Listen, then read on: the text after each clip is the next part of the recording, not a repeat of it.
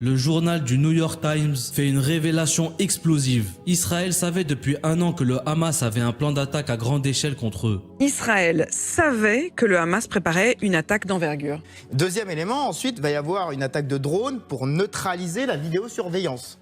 On reprend les images du 7 octobre. Vous la voyez, l'attaque de drone, précisément, pour neutraliser les caméras de vidéosurveillance et neutraliser ces caméras. Non, mais ce qui est incroyable, c'est déjà de voir que le plan s'est passé comme prévu, mais qu'en plus, il y a eu des alertes pour dire que ce plan allait peut-être devenir réalité. Des documents secrets découverts par le journal américain le prouvent. Le dossier Jericho, qui contient 40 pages, mentionne point par point chaque attaque qu'a fait le Hamas, que ce soit en parapente, en moto ou bien la destruction des caméras de surveillance avec des drones. Selon le New York Times, malgré que le gouvernement israélien était au courant de l'attaque du 7 octobre, ils n'ont pas répondu aux avertissements spécifiques concernant le complot après l'avoir qualifié d'ambitieux. Écoutez bien car c'est terrifiant. Et ce matin, alors même que les combats reprennent entre Israël et le Hamas, on apprend des révélations explosives du New York Times. Israël savait que le Hamas préparait une attaque d'envergure. Oui, d'après le journal américain, Israël le savait même depuis longtemps. Tout était dans un document révélé par le New York Times.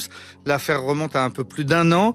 Le journal raconte que les services de renseignement israéliens interceptent alors un document d'une 40aine de pages, un document du Hamas, qui détaille point par point une attaque sur le territoire israélien. Alors une fois n'est pas coutume, je vais commencer avec un récit biblique. Ce que vous avez sous les yeux, c'est la chute du mur de Jéricho. Récit biblique selon lequel les Hébreux, en conquérant ce territoire, avec leurs trompettes, ont fait tomber le mur. Pourquoi je veux mentionner cette histoire? Parce que c'est le nom du rapport, en fait. C'est le nom du rapport en question. Mur de Jéricho, ça veut dire que dès 2022, les Israéliens ont constitué un dossier pour dire que Hamas va tenter de passer le mur, le fameux mur de Gaza, et ça fait 40 pages. Le New York Times a pu consulter ce document en longueur, et ce qui frappe les journalistes du New York Times, ils le disent dans une phrase, c'est à quel point le Hamas a suivi. Le Hamas a suivi ce plan avec une précision, je cite, choquante. Ce qui est frappant, c'est que dans ce document, le New York Times raconte que l'on retrouve tous les éléments de l'attaque déclenchée le 7 octobre dernier, le tir de barrages de roquettes, les attaques de drones sur le mur qui sépare Gaza d'Israël, les incursions de combattants en parapente, en voiture ou à pied, tout était dans ce document donc connu des services de renseignement israéliens depuis plus d'un an. Qu'est-ce qui est choquant dans cette précision? Dans ce rapport, vous avez 3 étapes qui aujourd'hui nous interpellent quand même. D'abord, il y aura un barrage de roquettes avant l'attaque. C'est exactement ce qui s'est passé. Le rapport précise qu'il s'agit en fait de distraire l'attention des soldats israéliens et de les envoyer en urgence dans les bunkers. Premier élément. Deuxième élément, ensuite, il va y avoir une attaque de drone pour neutraliser la vidéosurveillance.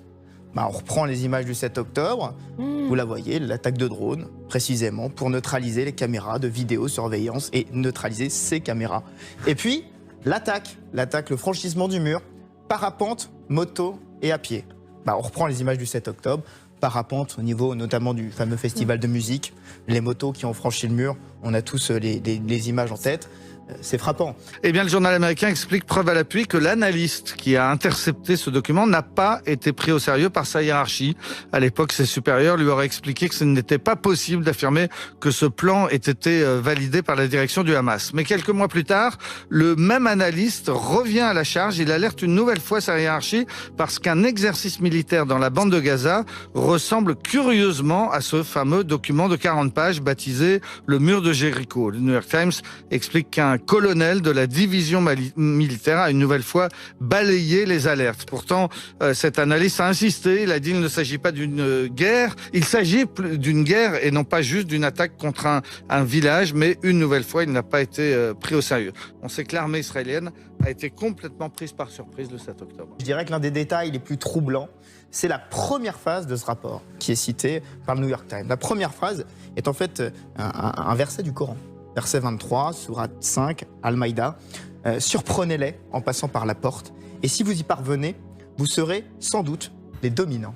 Ce qui est frappant, c'est que c'est exactement le verset repris par la communication du Hamas juste après les attaques du 7 octobre, notamment dans leur communication sur les réseaux sociaux. Vous voyez, rien que le refrain, il est déjà presque anticipé. Ça va encore plus loin, parce que le rapport affirme qu'il y a peut-être eu des fuites. Le Hamas dispose d'informations détaillées sur les localisations et les effectifs de l'armée israélienne. Je vous rappelle qu'on est en 2022. En 2022, le rapport parle d'une base qui sera ciblée prioritairement, la base de Reim. Et évidemment, je vous le donne dans le mille, base de Reim, 7 octobre, l'une des premières bases qui sera prise et attaquée par les terroristes. Non, mais ce qui est incroyable, c'est déjà de voir que le plan s'est passé comme prévu, mais qu'en plus, il y a eu des alertes pour dire que ce plan allait peut-être devenir réalité. Oui, alors le récit qui est assez fou, c'est le récit de juillet 2023, donc c'était 3 mois avant l'attaque. Une analyste expérimentée de l'unité 8200 qui est en charge de surveiller ce qui se passe dans la bande de Gaza. Elle envoie un mail à l'ensemble des officiers au mois de juillet, le 6 juillet précisément. Entraînement intensif qui correspond entièrement au document du mur de Jéricho. Attendez, ça va encore plus loin parce qu'il y a des détails quand elle dit que ça correspond entièrement au mur de Jéricho. L'entraînement incluait donc un exercice de tir contre l'aviation israélienne, la prise d'un kibbutz et d'une base militaire en tuant les cadets. Pendant cet exercice, les terroristes du Hamas ont utilisé la phrase du Coran apparaissant dans le document du mur de Jéricho, la fameuse phrase que je viens de vous mentionner il y a quelques instants. C'est assez frappant et pourtant la hiérarchie répond. C'est un colonel d'une division en charge de la zone de Gaza. Scénario totalement imaginaire. Attendons patiemment. Ça ne s'arrête pas là parce que l'analyste persiste dans son raisonnement et dit je réfute totalement le côté imaginaire, c'est un plan conçu pour lancer une guerre, pas un simple raid sur un village.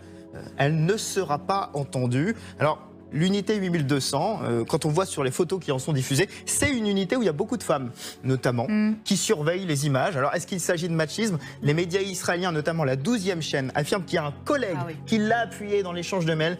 Et même avec l'appui d'un collègue, personne n'a entendu. Que pensez-vous de toutes ces révélations sur le dossier Jéricho où Israël était au courant depuis un an? Partagez-moi vos avis dans les commentaires.